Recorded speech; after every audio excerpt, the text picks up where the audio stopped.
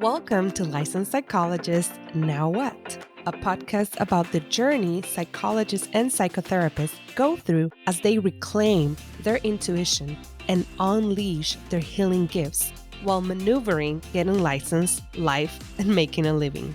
And although this podcast host and many of the guests are mental health professionals, the information provided is not meant to be a substitute for being diagnosed and treated by a licensed mental health, medical, and related professionals, or for supervision and/or consultation purposes.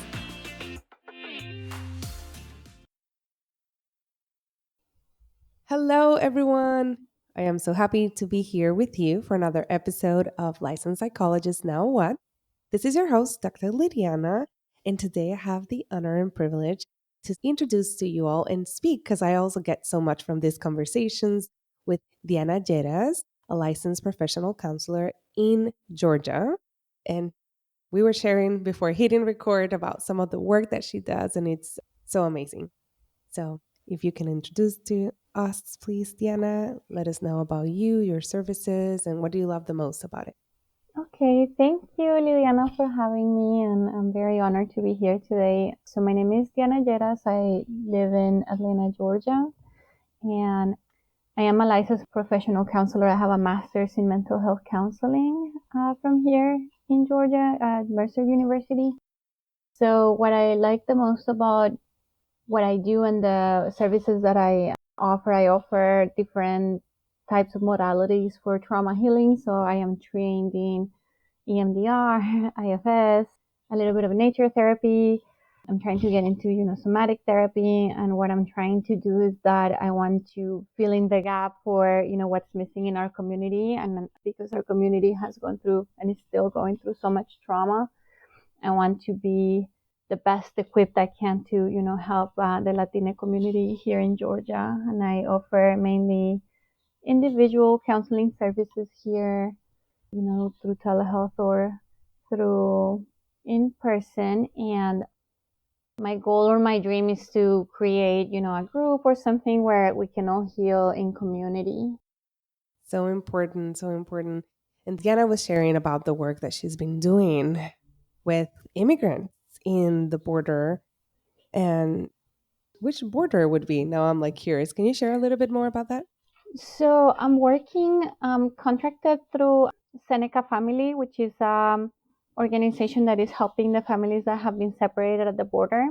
So a lot of these families, I'm not working at the border, but some of these families have migrated here to Georgia, and I am the person that usually is helping them out. There's a lot of people coming our way from different places. So originally I started at a community service board where we help mainly the Latina community, and I got, well acquainted with the needs in the community and with how oppressive this state is. So in Georgia, they're very racist and oppressive. So, you need to have a social security to get a license, a driver's license. And, if you don't have it, then you get arrested and then they'll call ICE. So, just helping people navigate all those things. So Mm. that's where I realized that I really needed to focus more on the trauma and how abusive the system is and how it, abuses its power to take advantage of people. So same with, these children that have been separated from their parents, at the border, I'm working mainly with their kids. And at the same time, the referral comes for the whole family. So, Such an important work in this time and age. Yeah. Recently I finished a book about the Dust Bowl and how, many from the Central Plains became refugees in California, and how Mhm. horrible Californians treated them. And I can, we're still confronting all these difficulties. And you were sharing also how they share about what they miss the most. Can you share a little bit about Mhm. that? Yeah, so most of the time when I talk to the children that, have been held, they talk about how they miss home and they miss nature. They have a very close relationship with nature that maybe here they might not feel as close one because, the vegetation is a little different. They're a little lost. There might not be as much nature available to them. So in our work together, what we try to do is that we try to make friends with the nature that they may have available Mm. here in the US, either, through, looking out the window and just describing what they see and, making, connections. Or if we're doing telehealth, looking out my window and just like making connections and, connecting with nature in different ways that might help them feel a little bit more grounded. Like it might help people feel a little bit more, yeah, more grounded and at a higher window of tolerance when the stressful situations come. Mm. And how's been your journey with nature? Can you share a little bit about that? Yeah, so I came originally from Bogota, Colombia, so we didn't have that much access to nature. And, during the weekends with my family, we would always, go have a picnic or go hiking or anything like that. So when I moved here, I had a similar experience where you feel kind of, trapped because you don't really know what's around you. And we still, we go walking and wonder at, the different animals that were here compared to back home and just kind of create different relationships with nature. So we've always had pets. So I've always found it very healing and helpful. So that's why I think that I was called to, learn more about nature therapy and how to incorporate that in, in my practice and in helping that as a resource to kind of help people find healing through their connections with nature. Hmm. I love that. And I know right now, especially during the pandemic and the limitation of so many people like staying put and staying home. And I remember when the whole thing started, I was living in an apartment and I was like, we need a bigger place ASAP that we can have, even if it's a small, like I have like a little small backyard with green and something. But Mm-hmm. and I can only imagine the folks that live, like I was thinking Manhattan and New York and Bronx and Queens and people that live in high risings and don't have access Mm-hmm. to much green, and it was so dangerous to go outside. But there was this, like, I know we're talking about the great, I think it's like people that don't want to go back to work. There's a term for that right now. I can't seem to access it. But there's been also like a huge migration of people moving out of main cities to more rural areas of the US. And I wonder, like, soon we're going to talk more about that. But the part of it was that need of connecting with nature, and it's been like a buzzword. So Mm-hmm. I'm wondering, what is that nature healing? Because I know you have some trainings and stuff. Like, what is that? Like, So, nature therapy focuses mainly on how nature can help you heal. They use it mainly for teenagers, at risk youth. They do, usually what they'll do is that they'll go camping, they'll go on these different quests, and that should, with the hopes that that will help, teens heal and feel better. So, what nature does for your nervous system, we're wired to feel calmer when we're in nature. So nature actually helps us ground ourselves. Mother Nature does. So when you're out, let's say in the forest, when you're in your garden, when you're watering your plants, the smells, the sensations, the views of having that connection with Mother Nature, or playing with a pet, we're wired to feel calmer by those. And also the nutrients in the soil, or the chemicals that you release when you're taking care of a plant, of a pet, usually will help you tolerate stress a little bit better, because you might release some oxytocin, you might inhale some minerals, some nutrients that would, if you're depressed, they might help you fight depression, they might help you feel a little bit better, they might make your immune system better too. So, and engaging with your five senses, like being very mindful, paying attention to the colors that you see, like just being very present in what you're doing in the moment when you're engaging with the natural environment or the natural world can help you feel a little bit better. And that's why people usually that might live in a rural area experience a lot less stress than people who might live in a crowded city, like New York City, or I don't know, LA, LA. Bogota. Um, Yeah. so what might happen is that when we don't have, number one, you don't have access to as much oxygen because trees create oxygen, plants create oxygen, they reduce CO2. So that affects your body, your physical health, and your physical health might also affect your mental health, and vice versa, because everything is connected. And I know in a lot of different cultures there's a spiritual aspect to it too, right? Like the animals, the trees, they might not just be trees and animals, that might be our siblings, right? Like they might be our parientes, right? Like they might be Mhm. related to us. And or if if since you have a backyard, like if you Mhm. sit out there and you start observing, you might notice, oh, there's a bird that comes every morning, or there's a family of squirrels that lives here. You know what I mean? So being in community with nature can, it opens us up more, and it helps us live healthier a healthier lifestyle. And usually in research, if you're trying to go more by the Western Mhm. medicine, they have discovered that people who are in hospitals, those who have a window in their bedroom, seem to heal faster than those who don't. So, that's how Mhm. Western medicine claims they found the healing aspect of nature, and I'm sure there's more to it than just that. Right. Yeah, it has to hmm become evidence-based Right. for it to be true. Yeah, Yeah. something else that they're yeah. Anyways, we can go on a tangent. Clearly, we have opinions on it. I'm like, wow, I went on a trip on my mind. I'm like, I was not even thinking of that, of the nutrients that you're inhaling with plants or nature and what you release. Like, wow, I was here like thinking, I wonder, I don't know if that exists. And I don't know if you don't, if you know, but it's just a curiosity that maybe some of my listeners or some of the listeners, not my listeners, have. Is there like a list of plants that are like, these are the best plants when you're going through depression or sadness or for inside, like in terms of the micronutrients? I don't know. Like I was like, So not necessarily like just so planting, mm, planting a plant. So like if you do own plants or you're feeling kind of down, see which plants might need repotting. That might help you feel a little bit better. It might help them feel a little bit better.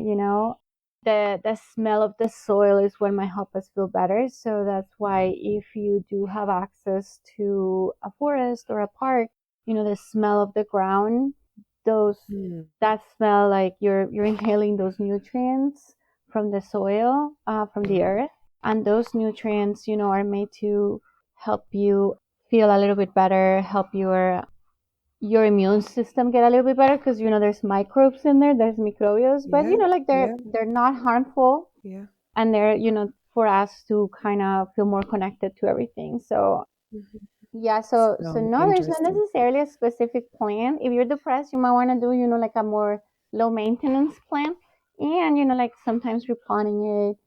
You know, I would suggest repotting without gloves, but if like if that's not something that you want to do, you can definitely Mhm, use the gloves, because like what you want to do is like have the sensations of like mhm. feeling the dirt on your hands, or smelling it, or absorbing the nutrients through your hands. You know what I mean? So Mm. that's usually what can be helpful, in helping Yeah. you feel a little bit better. Oof, and then this is bringing like the dirt, the soil, Yeah, which we many times we're like dirt, but the soil, it just carries so much. yeah, yeah. And we keep forgetting that. Yeah. Yeah, it's what holds us up, right? The ground, the soil, the earth. So again, if you're someone that's been through trauma, that experiences, flashbacks, or that experiences a lot of anxiety, just laying down on the floor and literally feeling Mother Earth holding you, right? So it can be, Mm, like you can lay down if you want, on the dirt, or on the grass, or on your carpet, but just kind of feeling earth holding you. That can be really grounding too, and really helpful. hmm. hmm Oof, so many ideas. Thank you. I'm like here, like even when you were saying like what holds you is like, yeah, there's different types of soil. There's the la tierra como dura y seca. There's the one that is a little bit more humid. There's all these things and all these Yeah. metaphors that we can use for our lives about what we need, what kind of holding do we need. So, and Hmm. when you were talking, I was here visualizing just like a retreat outside and just laying down and feeling the ground and asking so many questions. So, anyways, thank you for that visuals and inspiration. Yeah. And you mentioned you come from Bogota. So, were you over there like little, or do you get here older? I was there until I was 14, about to be Okay. 15, and then we migrated here to Georgia. So, and I was very fortunate and privileged, like we were able to migrate, through like a job visa and have good, Mhm. support from our family. So, yeah. Yeah, because I was wondering, because I know you mentioned like in the cities, you're like in Bogota, in terms of like, were you able to have access to nature back home or when you go visit, if you do? Yes, so the difference, and I'm wondering, if this has been the experience for some of my younger, clients. Over there, for example, school is what we call campestre, so it's open. Like when you step out of your classroom, you're outside. You're not in a building Mhm. all day. Yeah. So we did have, access to nature that way. So when, I transitioned here and there's no, grass at the school or where Mhm. you can just sit down and play, or you don't really go outside, but the lunch hour, it was Mhm. like a difficult transition for me. So yeah, so I Yeah. think just in our culture, that's included. My mom has always had plants, and she used to talk to them. I never understood why, but now I do that. I have my own plants. You know what I mean? So I was always exposed to, taking care of nature, don't litter, don't, do these things, don't waste food, like just that respect for the natural Mm. world that maybe here in the US the culture is a little bit different. It's like that's there, but then we're here. Like we're not. There's not really Mm. a connection per se. Oh, and not having that connection, it's it's so sad because it's like this idea that nature is its own different thing and it doesn't impact us or we don't impact, and it's like Right. we're an ecosystem. Yes. Nature impacts us, we impact nature. So yeah, so important. And what are some of the practices that you do to connect, even when you don't have, like, let's say, like you're a huge backyard? I don't know how your living situation, but you mentioned you have indoor plants. But what are the things that have helped you the most? Simple, but that have been helping you.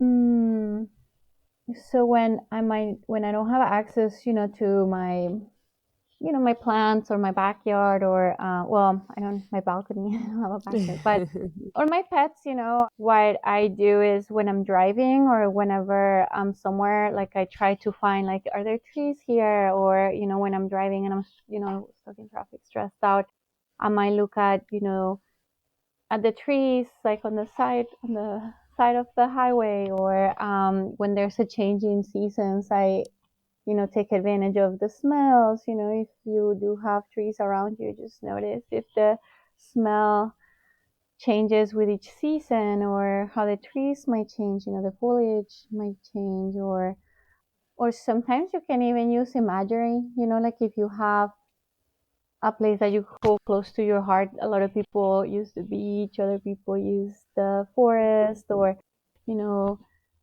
a plant that you might have had back home, or a pet, like a loving pet, whether they're living or in spirit. Just using that imagery and just kind of remember what it felt like to be there. So Mm, sometimes, even if you don't have that access to nature, well, green nature per se, you can find other ways, right? So rain is part of nature, just sitting out there and just letting mhm, rain, just feel the rain on you. I do that one a lot when I'm stressed out and it's raining. mm, I let the rain ground mhm, me. You can mhm, feel the sunshine on your skin. That's also really helpful for depression. That's why during the winter, most of us might feel a little bit mhm, down because there's less sunlight. But or noticing the moon, like what phase of the moon are we in? If you can see the stars, notice if you can notice the stars, or notice if you see any type of Mm. animal life around you, whether it's an animal life that you enjoy or not, like pigeons or Mhm, mhm. squirrels, or that more urban life, a mouse. Mm. Even Yeah. with a spider, you can, like even with a bug, right? Like you could just observe it and just experience the environment that you're in through their eyes. Or if you have a pet, like just look at your cat. What are they doing? So sometimes those things, just finding either imagining a place that you hold dear to your heart, or of the things that we have with us, because nature is around us always, right? The wind, the Mhm. stars, the moon, a candle, looking at the fire of the candle, looking at the Mhm. flames just dancing. All those things can always, like that can be a connection in itself. And if you wanted to feel more connected, it might help sometimes to ask yourself, what would it feel like to be the moon? What would it feel like to be this Mm. candle? Or let me, take deep breaths as I watch, the flame dance around. Or, let me sit out Mm. here and feel the rain for a little bit. Or if I can't, let me just watch the rain hit the window and just imagine what it would feel like to stand under that, or focus on the sound of the rain. So even if we might not have access to a forest or plants, remember that nature, because we do live in Mother Earth, like we are surrounded by Mother Nature. Nature is all around us always. It's in the air that we breathe, Yes. right? In the energy that it gives us to survive. Mm. This is so beautiful. Thank you for sharing because it's many folks, including myself, for the longest. I remember being like, oh, I need to go hiking, especially, I live in California. It's like hiking, hiking, hiking, or the beach. But Mm-hmm.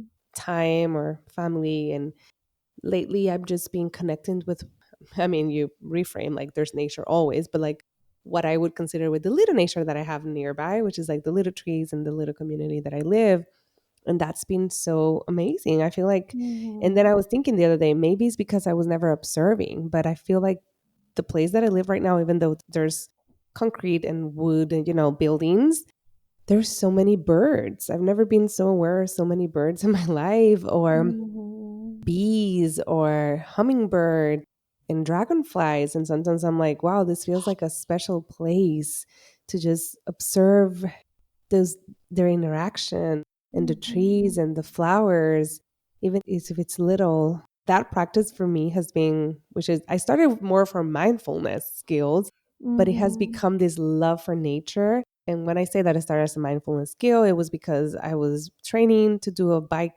ride, like a race, and I was riding the bike and I would be like, okay, what's the most tallest tree or whatever, to kind of keep myself out of the, oh my god, I'm gonna die, I cannot do this anymore. But Uh-huh. now, like, I'm driving and it just, and I love sharing that with my oldest. Like this morning as we were driving, it's raining in LA and it usually never rains, to the point that he was like, wait, it's flooding, and I'm like, yeah, it's a little bit. But he was like, but there's no hurricane here. And it was like, okay, explaining all that. But when it rains, there's something about the flowers that you see them in a different color. It's so beautiful. Mm-hmm. And there were this flower underneath. We were like next to the airport, underneath like un puente, a bridge. Right now, I'm like thinking in Spanish. Mm-hmm. And there were these beautiful flowers, like all different colors. And I stopped and I'm like, oh my God, look at the flowers. And he stopped whatever he was saying. He's like, oh, mom, they're really pretty. And I'm like, and then it was like, oh, I love sharing this little practice because it's always around us. And if we pay attention, which is like back to what you were sharing, Mm-hmm. the mindfulness, when we pay attention with the senses that we have, we can sense it and we can Mm-hmm. remember that Mm-hmm. we're connected, that we're Mm-hmm. one ecosystem, and to take care, because when you start doing that, it also increases that aspect of that connection of, I don't want to hurt you. Right. So a big part of nature therapy is that, like, consent. So before Yeah. you touch a tree, before you pick up a rock or anything, you ask for consent to the tree. Like, Mm. is it okay to touch you? Is it okay to, and if you can, you try not to take anything with you. You just leave things where they are. Mm-hmm. As part of, that respect for the environment. Mm-hmm. That is, Mm-hmm. yeah. That in itself, I'm like, that is, just taking anything that you see is, it could be see like a colonizer kind of behavior, it's like, I like this, let Mm-hmm. me take it. Yeah. And with the clients that you work, helping them reconnect with this quote unquote new nature, new world that might feel even dangerous. Like, Mm-hmm. I was not aware that in Georgia you cannot, to have a driver's license, you need your social security. That sounds, over Yeah. here that would be like the real ID, but you can have a driver's license without the Mm-hmm. social. And I'm just here thinking like, wow, like how horrible, Mm-hmm. and that they call ICE. So it's like they move probably, as a refugee, basically. They escaped something and they came here, and then they're like, things outside might feel dangerous as opposed to Mm-hmm. staying inside the apartment or the place that they're living. So, Mm-hmm. how is that journey of helping them reconnect with a different kind of world and opening them to this opportunity that it's not dangerous, that is a new connection? Mm-hmm. How's that been? Yeah.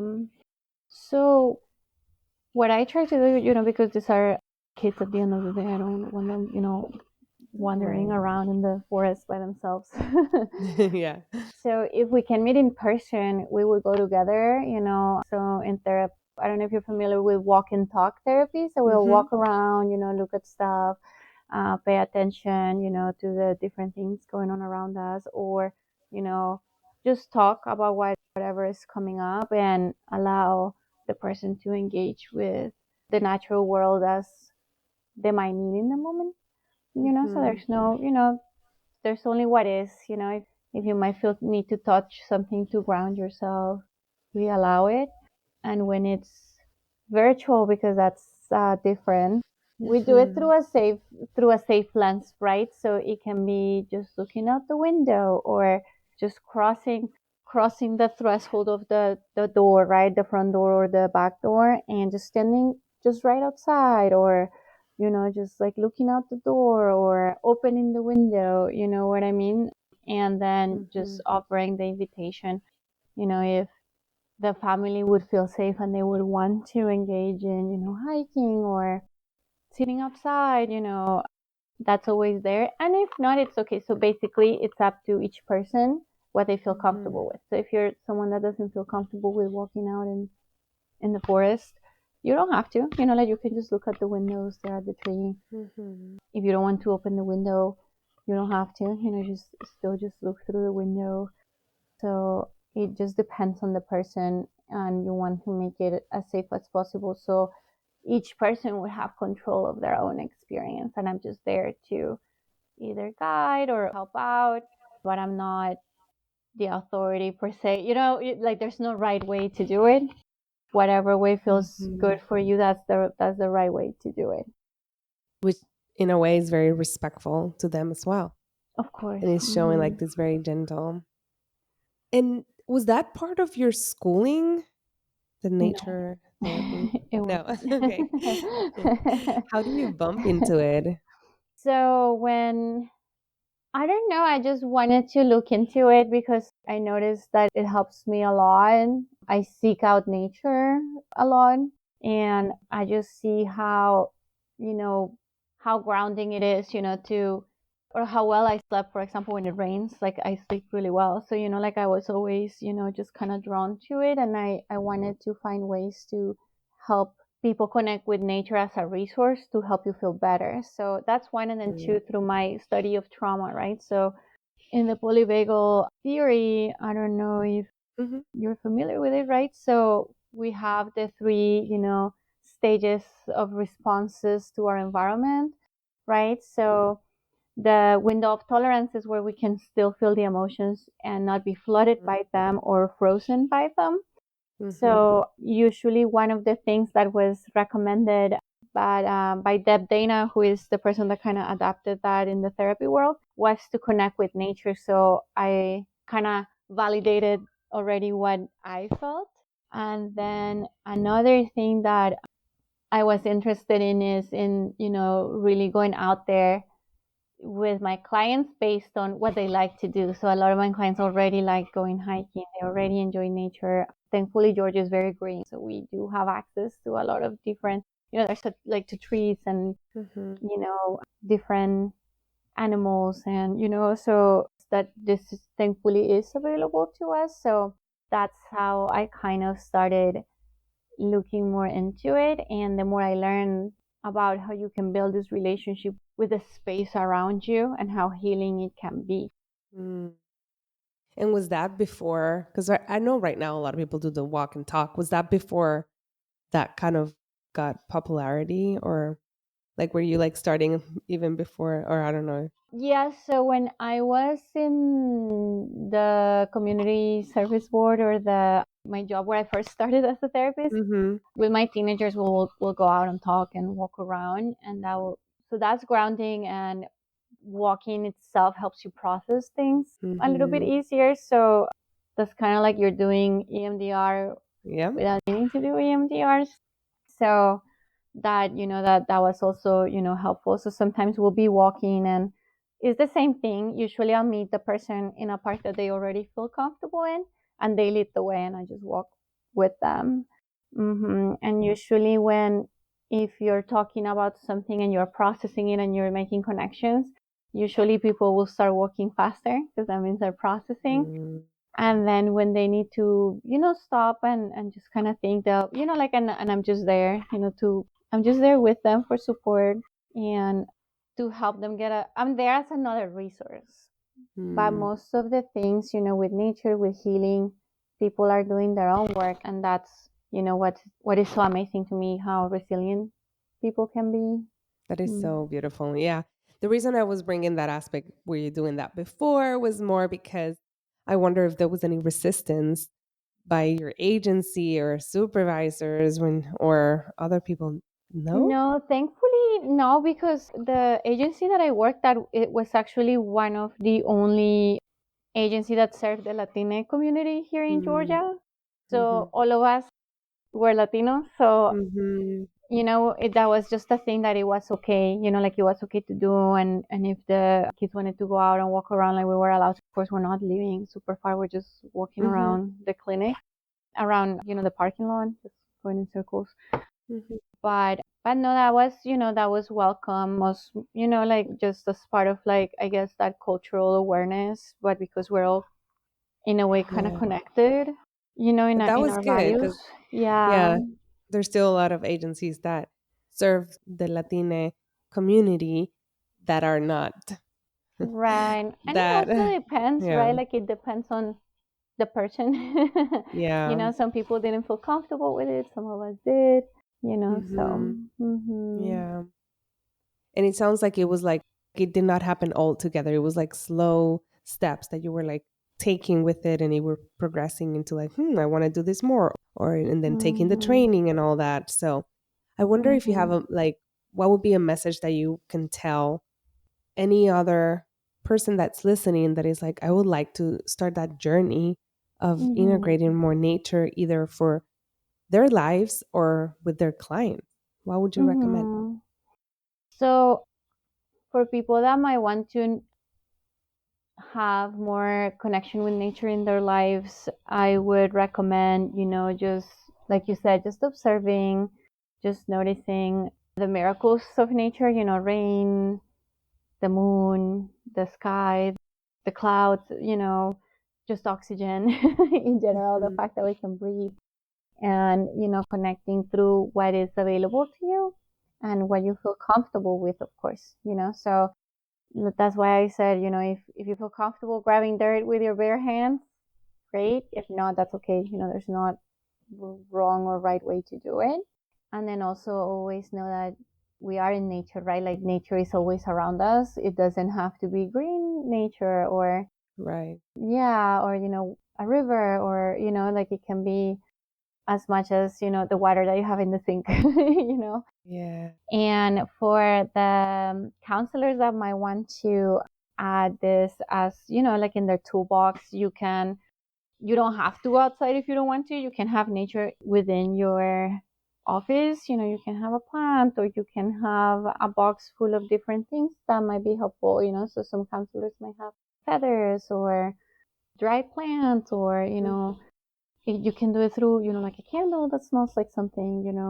And if you do want to do it outside, there are some, safety things that you need to be aware of. So Yes. for that, I would recommend either seeking some consultation or taking a class, with the caveat that what they might teach you that is evidence-based Right, right, right, might not right. be the whole truth, right? And at the same time, Yeah. some of the things, like of every training, just take what is helpful and what is not. You can, let go Yep. of it. Especially when working with a community that was not used when they were creating the evidence base Exactly. or Mm-hmm. testing it. Yeah. Mm-hmm. Ah, thank you, Diana. This is bringing me like so many ahas in terms of like different ways and smaller ways that I can connect. And it's such a special day to do this interview because it was raining a lot and we don't get that over here that much. And yeah, even the wind, and it reminded me a little bit of Puerto Rico. And yeah, Mm-hmm. so that was really special. So we can continue talking about nature because it's something that I also enjoy. But we're getting at the end of the episode. So I like doing this fire round questions or end the sentence. So basically, just finish the sentence. The first one is my unique and special gift is. I would like to say compassion. Mm-hmm. Yeah. I Yeah. am reclaiming. I am reclaiming letting go of doing things by the book. Like I am Yeah. reclaiming kind of doing what works. Yeah. I no longer subscribe to. Same, following certain protocols or having to do things a certain way, the way that we've been taught, because sometimes that might be oppressive too. Mhm. If my ancestors would speak, they would say. They would say that rest is important, and that this connection and love, it's healing. Mm. And my wish for you, meaning the audience, is. That you are able to find love and the love and connection that you seek, and that you're able to find the connection with nature that your heart might be looking for. Mm. Thank you so much for this. Where can the audience find you, or maybe someone that might be like, I would like to have Diana as my, to consult her. You can find me through the Latinx therapy directory. You just look me up there and you'll find my contact information. Or you can also find me on Instagram at consejeria underscore caring and healing. And sometimes, I might post some videos there, for grounding. And all of that are here in the show notes. So you can click over there and go directly either to the directory or to the Instagram page. Thank you so much for your courage. I was trying to find like bravery, but then it's courage to follow your calling, Thank you. because that's by you doing so, you're providing that medicina, your medicina in a very special way, and also inspiring others to reconnect to themselves. And thank you for doing that. Thank you. And thank you for having me. Yes, thank you so much. And everybody, you can get all the information down here in the show notes, and we'll talk next time. Bye. Thanks for listening. Licensed Psychologist Now What? To make sure you don't miss any episode, make sure to subscribe via your favorite podcast player and to join our email list via our website. Lastly, I will appreciate if you would rate and review our podcast to help us reach more folks that can benefit from the information provided here. Until next time, bye-bye.